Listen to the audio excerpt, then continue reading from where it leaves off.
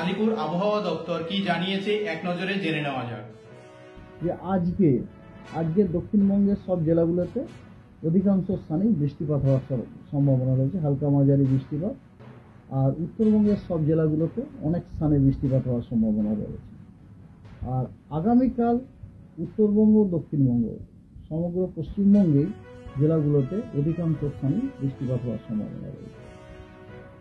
আগামী পরশু দিন অর্থাৎ 10 তারিখে পশ্চিমবঙ্গের সব জেলাগুলোতেই ফেয়ারলি ওয়াইড স্প্রেড রেনফল হওয়ার সম্ভাবনা রয়েছে, অর্থাৎ পশ্চিমবঙ্গের সব জেলাগুলোর অনেক স্থানে বৃষ্টিপাত হওয়ার সম্ভাবনা রয়েছে।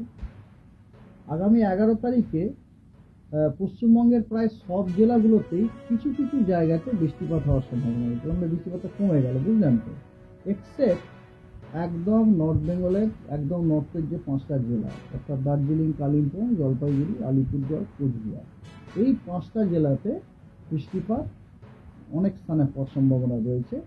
আর পশ্চিমবঙ্গের বাকি জেলাগুলোতে কিছু কিছু স্থানে বৃষ্টির সম্ভাবনা রয়েছে। 12 তারিখে আবার পশ্চিমবঙ্গের সব জেলাগুলোতেই অনেক স্থানে বৃষ্টিপাত হওয়ার সম্ভাবনা আছে, অর্থাৎ ফেয়ারলি ওয়াইড স্প্রেড বৃষ্টিপাত হওয়ার সম্ভাবনা আছে। 13 তারিখে উত্তরবঙ্গের সব জেলাগুলোতে বেশিরভাগ স্থানে বৃষ্টিপাত হওয়ার সম্ভাবনা আছে, অর্থাৎ আপনার ওয়াইড স্প্রেড রেনফল হওয়ার সম্ভাবনা। আর দক্ষিণবঙ্গের সবকটা জেলার অনেক স্থানে বৃষ্টিপাত হওয়ার সম্ভাবনা রয়েছে, অর্থাৎ দক্ষিণবঙ্গের সব জেলাগুলোতে fairly wide spread rainfall distribution. আর 14 তারিখে পশ্চিমবঙ্গের সব জেলাগুলোতে ওয়াইড স্প্রেড রেনফল হওয়ার সম্ভাবনা রয়েছে, অর্থাৎ পশ্চিমবঙ্গের সব জেলাগুলোরই অধিকাংশ স্থানে বৃষ্টিপাত হওয়ার সম্ভাবনা রয়েছে।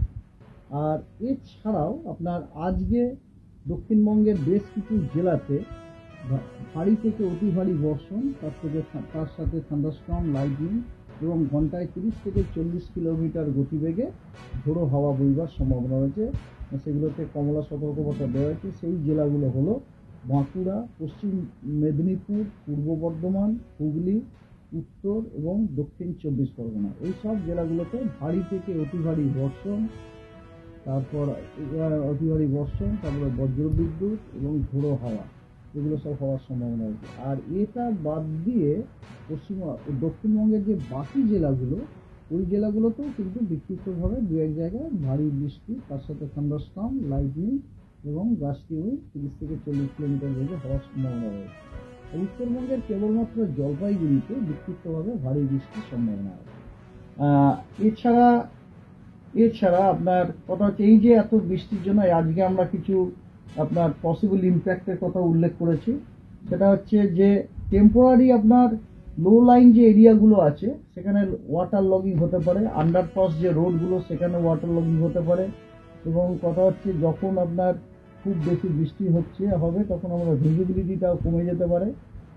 এছাড়া ট্রাফিক ডিস্ট্রাকশন হওয়ার যথেষ্ট সম্ভাবনা আছে, অলরেডি হয়েওছে মনে হয়। আমাদের অফিসের অনেক কলিগ আসতে পারেননি।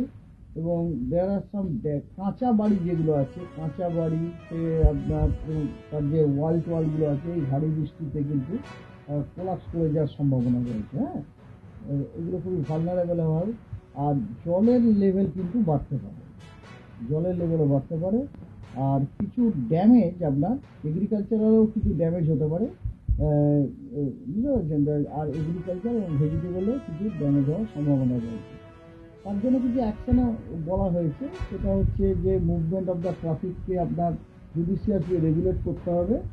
আচ্ছা, তারপরে আপনার ইন্টেন্স স্পেল যখন হবে নিরাপদ জায়গাতে আশ্রয় নেওয়ার কথা বলা হচ্ছে। আর ভালনারেবল যে সমস্ত কাঁচা বাড়িগুলো, ভালনারেবল জায়গাগুলো থেকে ছেড়ে নিরাপদ আশ্রয় থাকার সাজেশন দেওয়া হচ্ছে। আর আপনার এই সময় আপনার ফার্টিলাইজার বা পেস্টিসাইড ইউজ করতে বারণ করছে। কারণ কথা হচ্ছে ওগুলো যদি দেওয়া হয়, বুঝতেই পারছেন, এগুলো সব ধুয়ে চলে যাবে আর কি। আর ফিশারম্যানদের জন্য ওয়ার্নিং দেওয়া রয়েছে। ফিশারম্যানদের জন্য ওয়ার্নিংটা হচ্ছে আপনার বলছি, ফিশারম্যানদের বলা হচ্ছে তারা যেন নর্থ বেতে এবং অ্যাডজয়নিং সেন্ট্রাল বে এবং along and off West Bengal and Orissa কোস্টে যেন আগামী 24 ঘন্টায় তারা যেন ভেঞ্চার না করে।